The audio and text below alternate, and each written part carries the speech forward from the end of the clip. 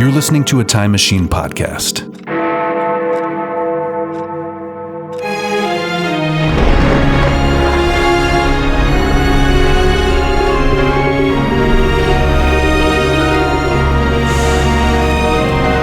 Old Movie Time Machine. An adventure through time and or space.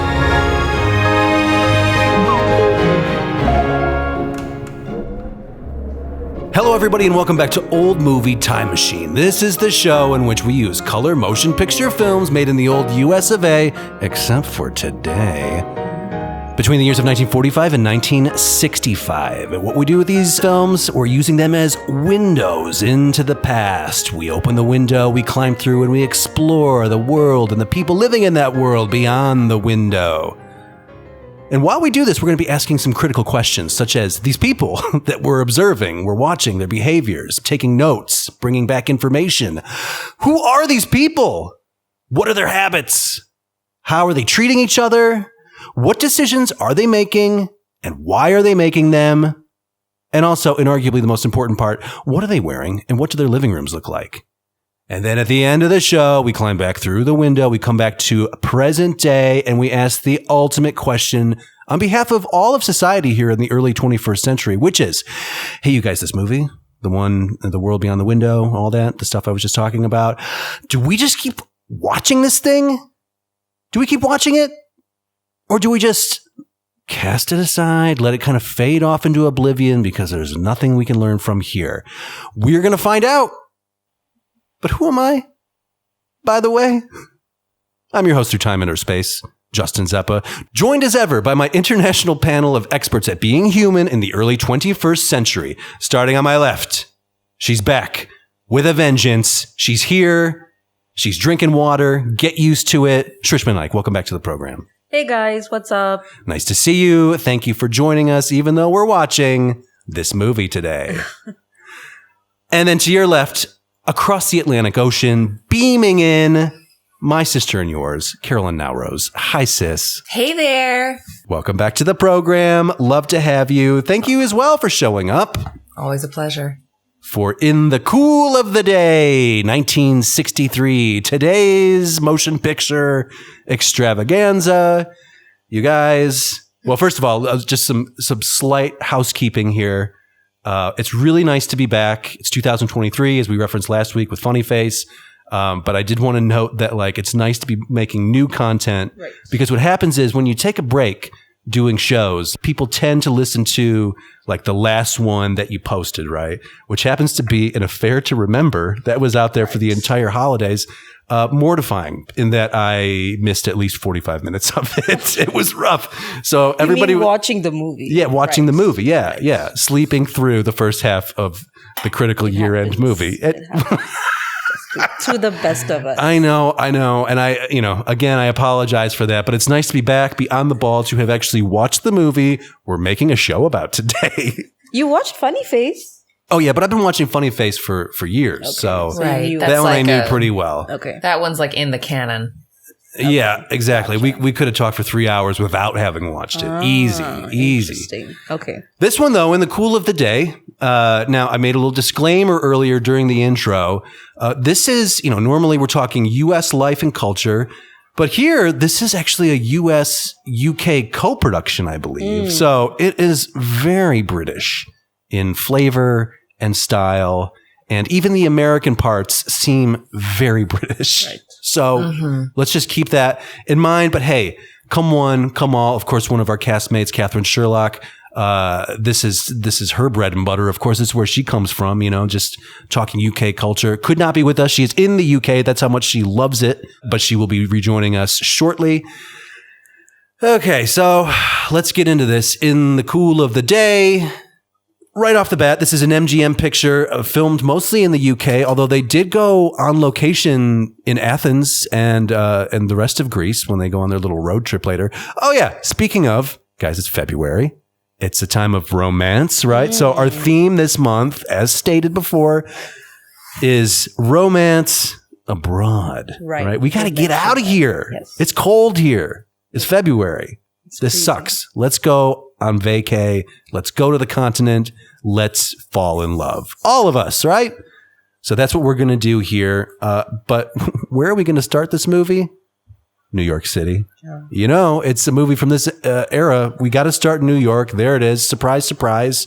And we're getting the most surprising part of this movie, possibly.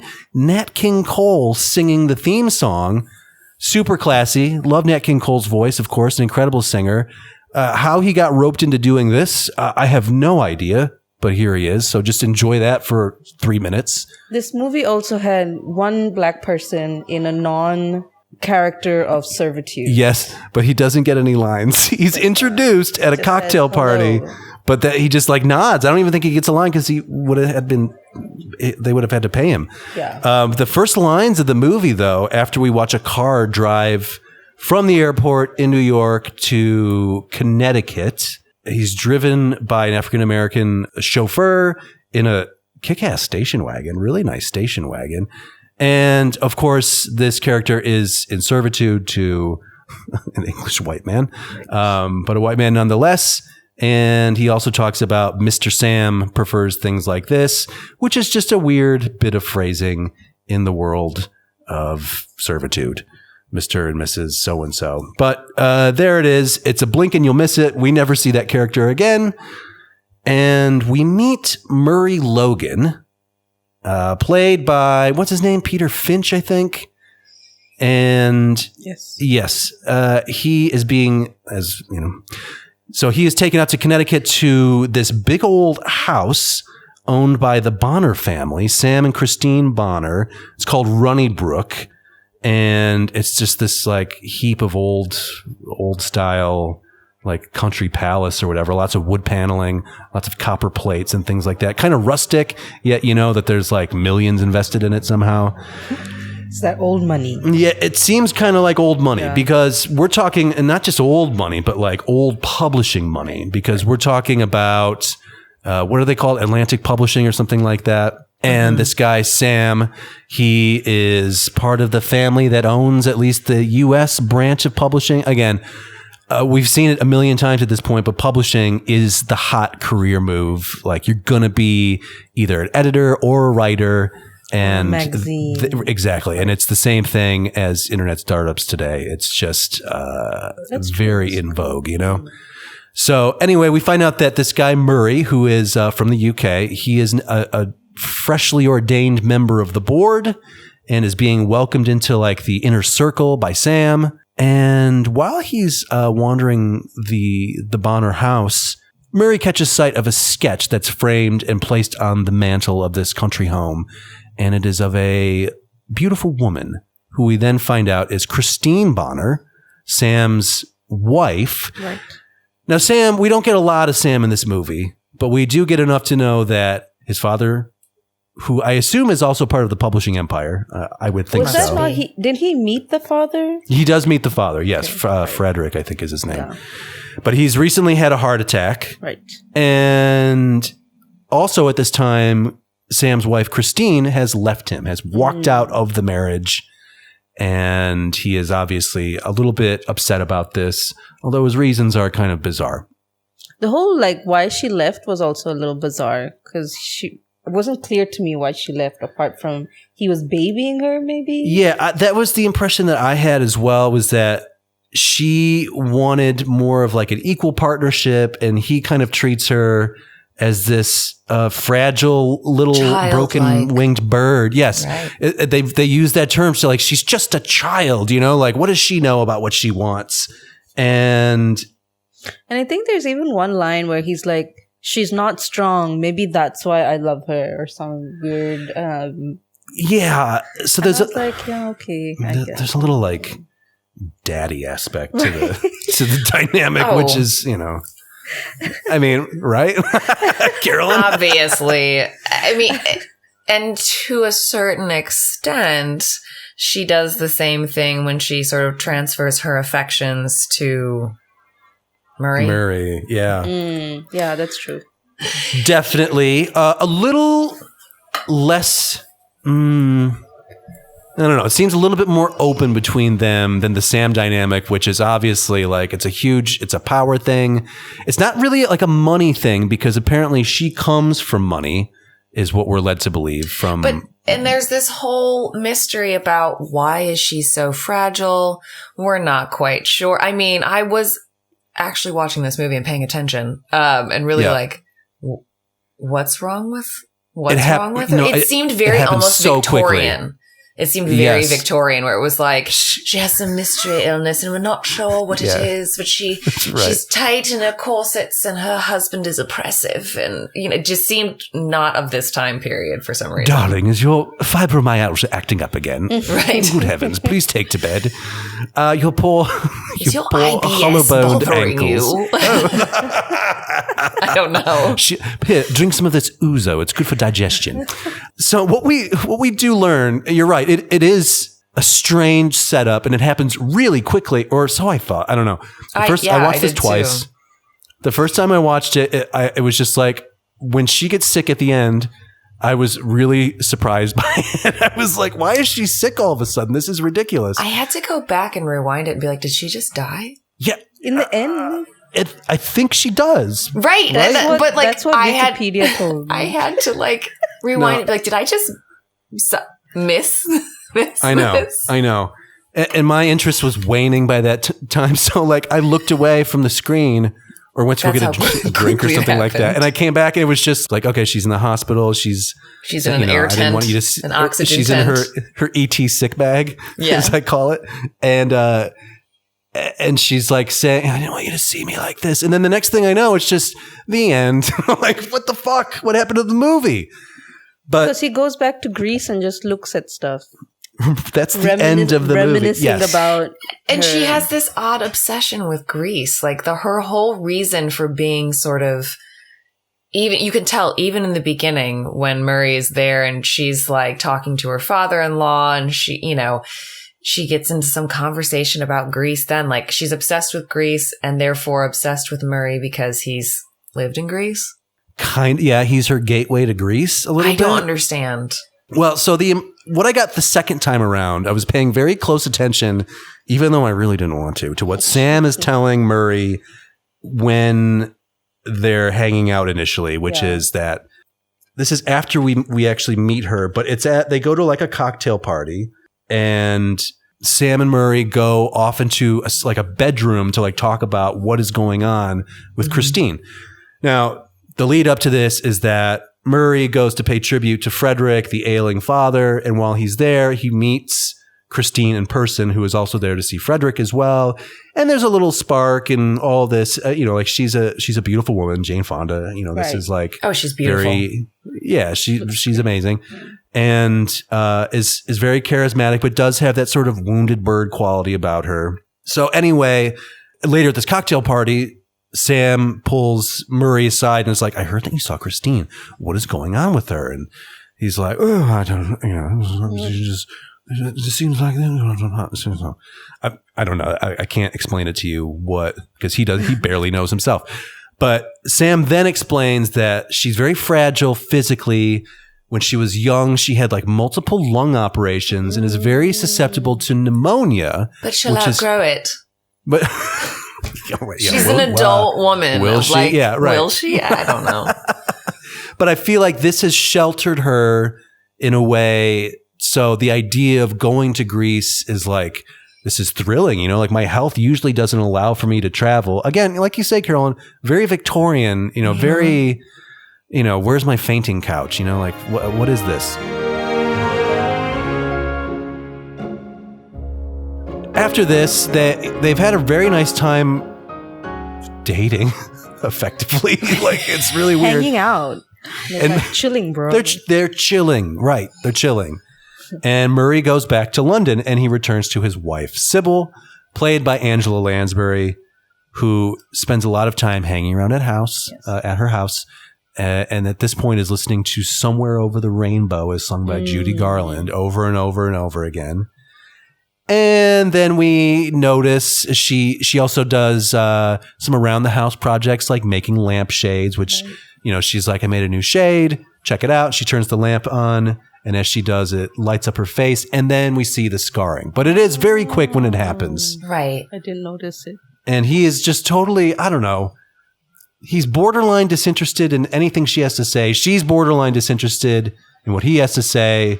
We can tell obviously that there is something not right in this marriage. We don't know what it is. Much like Sam and, I'm sorry, what is Christine. Jane Fonda's name? Christine. I'm sorry. I'm just calling her Jane. You can just call her Fonda Jane too. That's fine. We all know. Does it really matter? But this is But again, there just seems to be like complete disconnect in these marriages where it's like, how did you two even end up together? Yeah, why is this still going on? And this is where, in my one-line review, I reference the movie Who's Afraid of Virginia Woolf / stage play, which is all about middle-aged couple dynamics and the sort of the decay from within that happens. And so just like every word that these people say to each other is like a backhanded, like cutting remark about their inadequacy.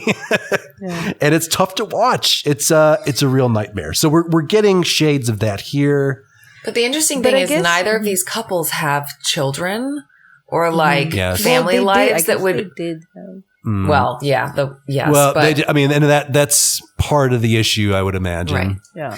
But which they highlighted is, right? Eventually. Yeah, I think so. Yes. Yes. We get more on that story later.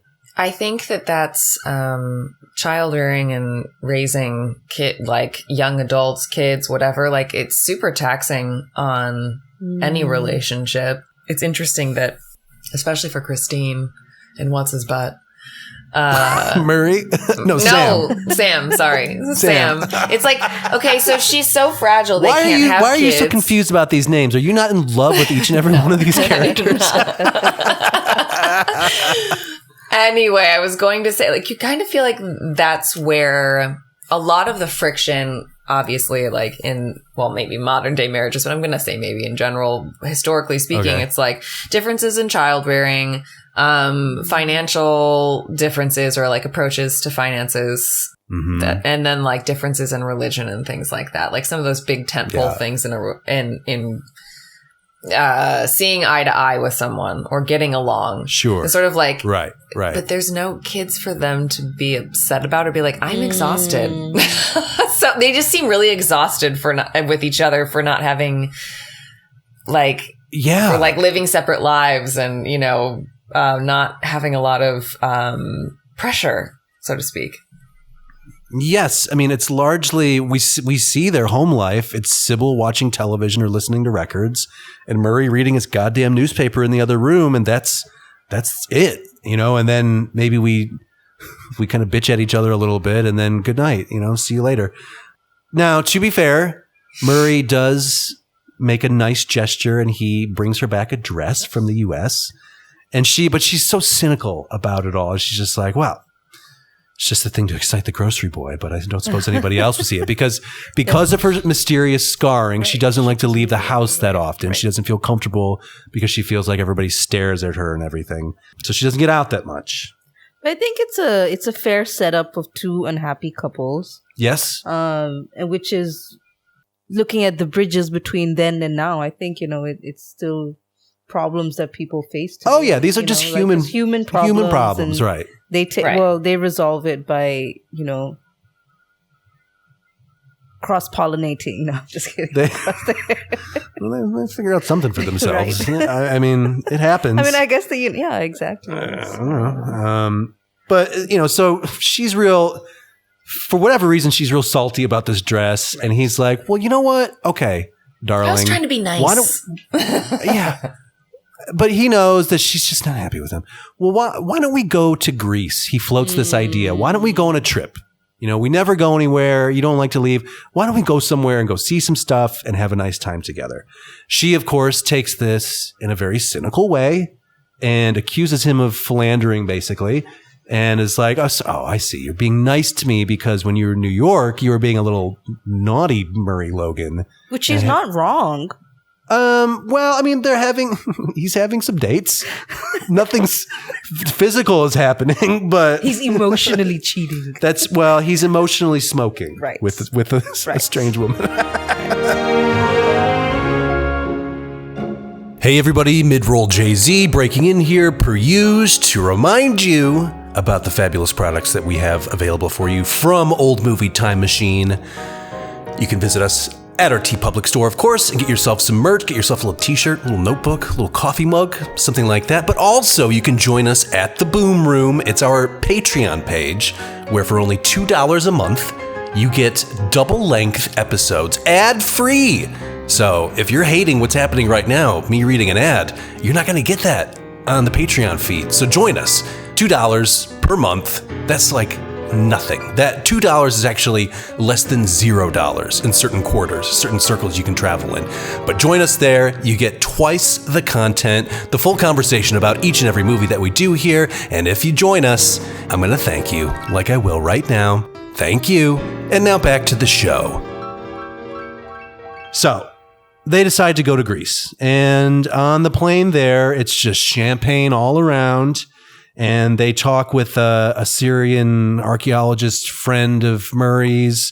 And also, Christina's trying to bond with Sybil and is like, oh, look out the window. That's amazing over there. You can see that. And Sybil says, let me enjoy my thriller. I had a very sexy page, which is amazing. Which also find a little weird that she's trying to cozy up to the wife of the man that she's trying to get with. I don't know what the deal is. I'm just saying. Okay, so interesting human dynamics. Indeed. Okay, so hey, you're a couple of women. Right. Put me, man, into Christine's shoes. Why is she cozying up with Sybil when she clearly clicked with Murray, I guess? Is it because she's clicking with Murray? Is it a respect thing? Like, what's the deal? It's a guilt thing. A guilt thing. Okay. I feel. Do we feel like Christine feels guilt though? Like, I feel like she is. Like she's trying to overcompensate for the fact that she's friendly with this woman's husband by overtly being friendly with the wife as well. Normally, I would agree with you, but I think she's just trying to be in control of the situation and keep your enemies closer. Interesting. I feel like having watched this movie twice, I feel like I don't know Christine very well, other than she's a fragile, broken bird. But otherwise, I don't know. I can't tell. I feel like it might have been better if Sam actually was there with them and it was a movie about two couples and things kind of falling. Like they could, okay, if I were going to edit this movie, I would cut out the whole first, I don't know, 45 minutes of it. How long is this movie? That's a lot. Like an hour and a half. We're gonna need Maggie Prescott's big scissors from her desk to cut that amount. I mean, I just think I would have gotten to the point sooner in making it apparent that both marriages are falling apart. I would have gotten to the crux of those things sooner, quicker, within like 2 or 3 scenes, and then gotten to Greece where it's two couples going together and allowing the other two to float away and be interested in other things and other people in Greece, and allow, the opposite husband wife here with Christine and Murray to like, I don't know. I guess that's how I would have done this movie. In lieu of that dynamic, we actually have a separate dynamic, which is this other passenger who's on the plane. It's just not tight. This movie isn't tight. And I think that's why I'm trying to cut it. And like, I want to tighten it up and be like, we don't need this one extra draft guy. And one draft only. Right. There was no editing. So when Sybil's talking about, I'm at a very sexy page, when she's doing that bit, the guy sitting across the way sort of like looks up like, hey, who's reading sexy pages? Oh, this dish over here. And he gives her the old eyeball, right? And he's a man with a mustache and is sort of tall and chiseled, I guess. So she takes note of this as well. They arrive in Athens, and right away, what do when you go to Athens? You got to go to the Acropolis, you guys. You got to go see the Parthenon and the Caryatids and all this, all the temples and the theaters and everything. So we are on location here. Beautiful to see, of course. Lovely Acropolis. It looks incredible. If this film had been restored, it would look even better. But it is great to see what the Acropolis looked like in the 1960s anyway. It's much less crowded than today. Right. But otherwise looks pretty much the same. And here we get to see yet another type of fabulous smoking styles, which is Parthenon smoking. It's just Sybil sitting around on some ruins, just smoking, totally not impressed with any of this. Christine is gobsmacked by the beauty of the top of the plateau there, and walks around with Murray, just enjoying the sights as you do when you go there. And Sybil's like, whatever.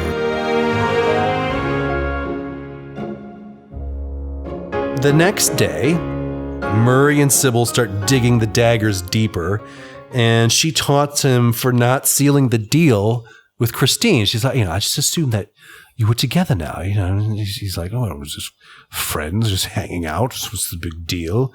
And she's just like, a real man would have sealed the deal with her by now. So what's up with you? And he does not take kindly to this, and he throws her on the bed and he leaves. Like the whole time they're waiting to go down to the limo to, for the day's chauffeuring or whatever. And Murray just takes off without Sybil. Like, I'm not dealing with this today. You want to be like this, you be like this at the hotel. And he's a real bastard about it. And she runs after him, but they've taken off. So Christine and Murray hit the town, hit the mean streets of Greece, and Sybil goes back to the hotel where she meets up with Lynn Groves again. And eventually after Murray and Christine return from the day's adventures, they come back to find Sybil packing up her bags. Right. I'm leaving. She's out. I'm out of here. I'm going to be with Leonard Groves. He's a real man, not like you. He's into me. And he is into me. He thinks I'm beautiful. He thinks my scars are not a big deal, and I should go get me some. And so we're going to the Riviera together, and he's going to... As one does. We're going to the Riviera. We're going to Nice and Rome and all these things. What's the big deal? And... Which I don't know if... You only took me to Greece, so everything's falling apart. I want high fashion. Yeah. Which I don't know if Murray ever said...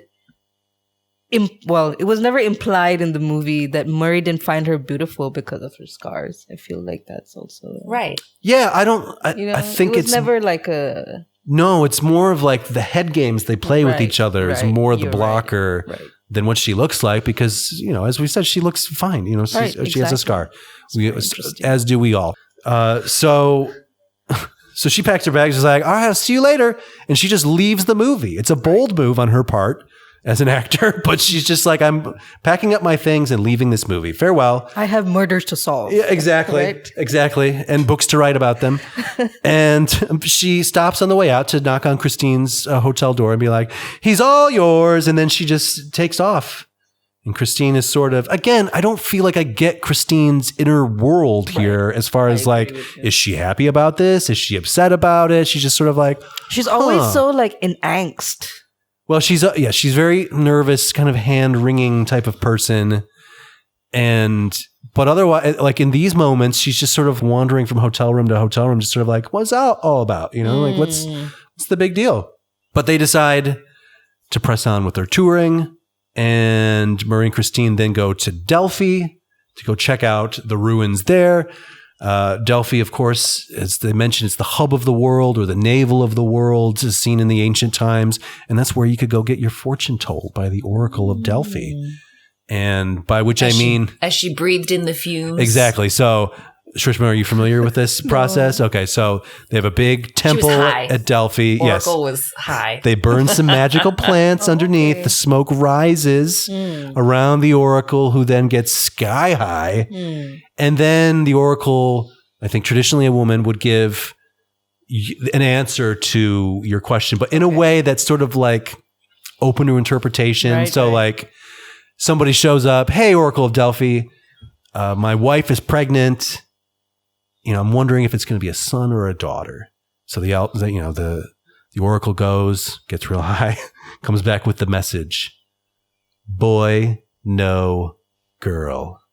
3 words, depending on where you put the comma, could mean anything, basically. So, that's just how they hedge their bets. I could be the Oracle of Delphi. You could. Actually, you'd be really good at it. I think that's my new thing. Okay.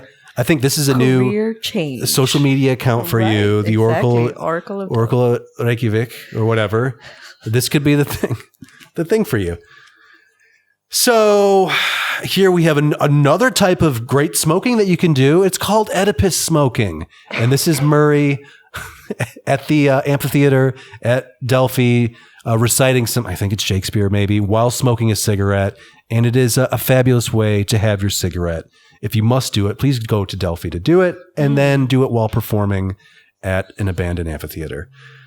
And then they run into their archaeologist friend again, of course. And then as they're touring the ruins, the weather starts turning bad. And also Christine gets a phone call from her mommy, who we find out is coming to see her. She's chased her down across the globe.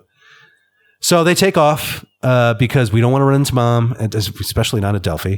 Got to get out of here. So they take off, even though everyone, including their archaeologist friend and the driver, they're just like, this weather is crazy. These mountain roads suck and you should not be traveling during this time. So please, I beg of you, don't do this. But they're like, no, you don't know how bad her mom is. We have to go. We have to go now.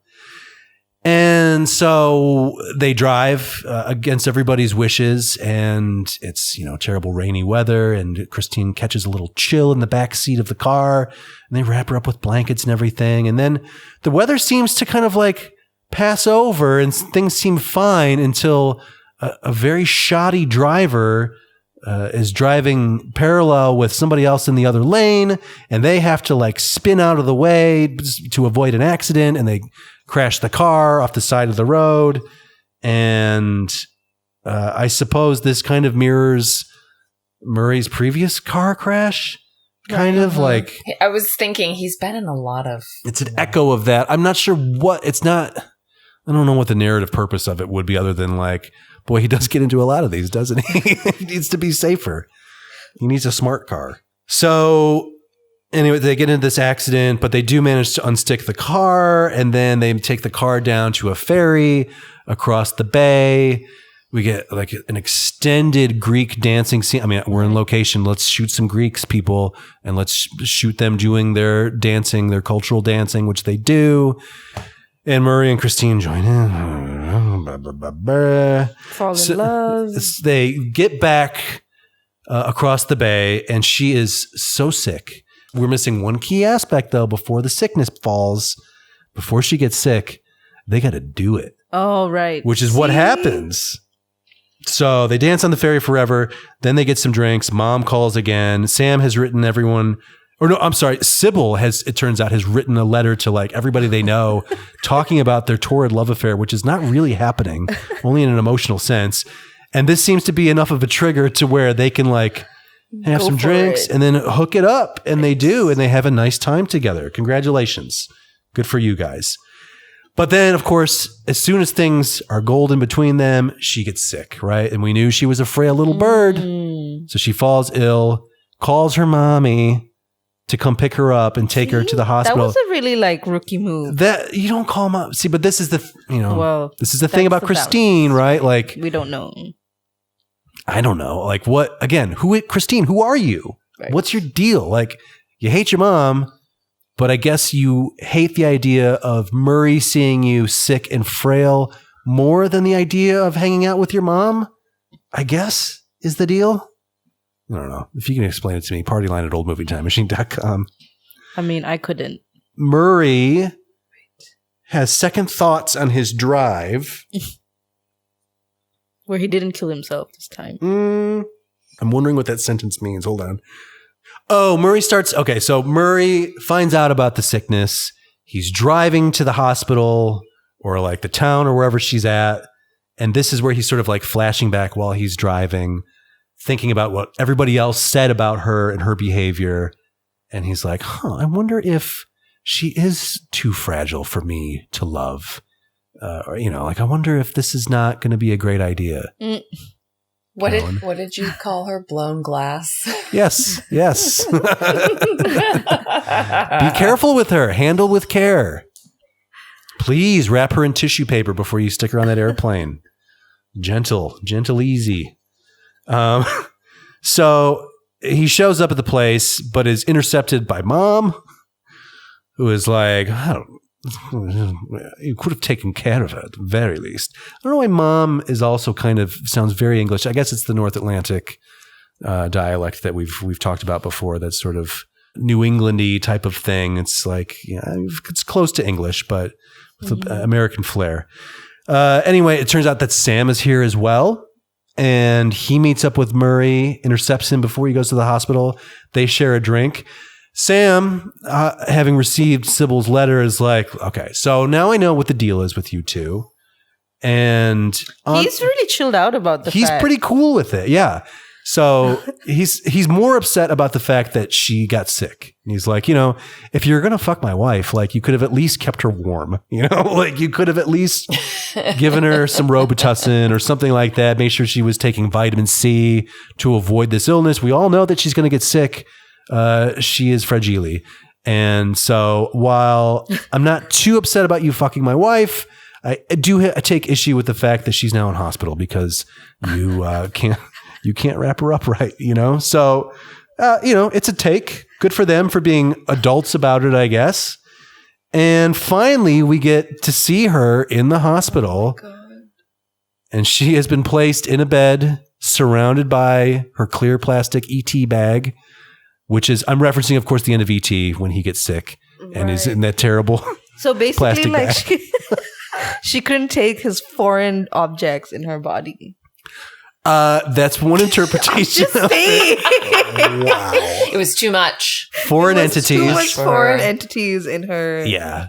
In her. I mean, I don't know. Shrishma, your words, not mine.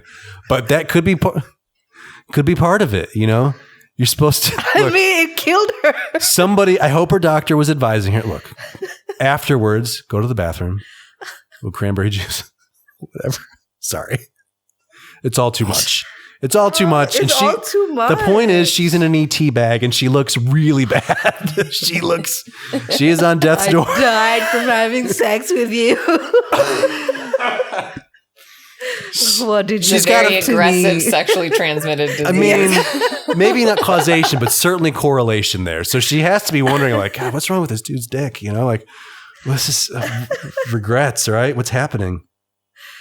Oh, anyway, goodness. He visits with her. She's looking awful. They roll back the ET bag briefly so she can talk to him. And she's just like, don't blame yourself. It's me. Yeah, I had a really hot time with you. It was great. And then it was worth it.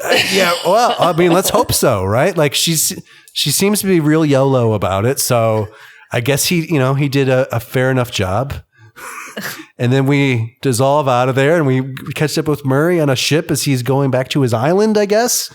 And then he reflects very, very briefly. And then the fucking movie is over. And I don't know what the hell. Did she die? I guess we're led to believe that she died because like Sam at one point is like, she's not even fighting it. Did she die? She's got to, she's not even trying to get better, which, I mean, I don't know. You guys have ever been sick before, but like trying is not going to do it. You need rest. I mean, they didn't even allude to the fact that maybe she had some life-threatening sickness or it was just a callback to her previous history of illness, I guess, right. her chart. I mean, at least even if she had like, cancer or something, like it just feels quite weird, the whole situation. It is very oddly laid out in the language of the film. I don't know. This is the end of the movie. Like that is actually, we haven't been talking for that long compared to some of these other movies, but like that is a comprehensive look at everything that happens in the cool of the day. Take it or leave it. That's the end. You'll notice that, sometimes we clap at the end of these. Nobody's clapping right now. No. Everybody's a bit shocked, So let's wrap it up and do the business in the cool of the day. Since we're here, why not? Yeah. In the cool of the day. Shrishma Naik, 1963. Peter Finch, Jane Fonda, Dame Angela Lansbury at her Lansburyest. Do we keep watching this? No, absolutely not. I mean, I just don't understand. For the first half an hour, I didn't understand what was going on. And then I had to read the plot on Wikipedia to organize myself. We needed the Spark Notes version. Yeah, right. So So then I was like, oh, okay. And then I was like, wait, did she die? Because what does Wikipedia say? Wikipedia says she dies. Okay. It was that really last funny. transition, that last dissolve was her dissolving away from this mortal coil. Carolyn Naoroz, 1963. The Day. It's Cool. Romance. Finch. Fonda. Lansbury. We keep watching this thing? No. Okay. No, it's a hard no. Okay. What did you not like about it, though? Why won't we let this through the gates? Because we needed the spark notes to figure out what the fuck was going on. It's true. It's true. If you're going to watch this, pay close attention to what everybody's saying. You need that info. Yeah, I mean, I just think that this could be done better in so many ways. Yeah. And I don't think we should keep it. Well, guys, it's a rarity, but it's going to happen. We're going 3 for 3 today. Fuck no. Get rid of this. How did you find this movie? It's just during my initial research for things that we can watch that fit our criteria. This is on the list. I was curious about it. It sounded, I like Greece. I've been to Greece. I like Greece. Let's take a look at it. Let's see what's happening. Right. And then you see Lansbury, of course. Again, Major Lansbury head over here. That's true. It's like I definitely want to see that. And if you like Angela Lansbury, I will recommend this performance from her. She does piece out of the movie at a certain point, so you only have to watch like 40 minutes maybe, but she's great when she's on screen. That's it, you guys. That's in the cool of the day. Oh, sure. All right, sure. I mean, at least it's over, because we talked through it. It's over. It's more for us than the movie. Good for us. So I feel like I have a better understanding of what was going on now that we've talked through it. Really? Okay, great. I mean, I feel better about it too. I will say that Christine remains a cipher to me, but what are you going to do? Jane Fonda is totally fine in her performance. She's great. It's just a character with only 2 dimensions. So what are you going to do? But guys, it remains February. It remains a time of romance. And so we will continue our travels. We've been to Paris. We've been to Athens. Where are we going next week? Let's find out. Pay close attention, folks at home. This is your homework. The year is 1954. The movie is 3 Coins in the Fountain. Oh, yay. Oh, have you seen this one before? I actually haven't, and so I'm really glad to have a reason to watch it. Yeah, I've never seen the whole thing myself, so I am as well. Let's hope maybe it's a little bit better than in the cool of the day. Here's the summary. 3 American women working in Rome, Italy. Oh, we're going to Rome, everybody. Share a spacious apartment and the desire to find love and marriage, each experiencing a few bumps in their journeys to romance.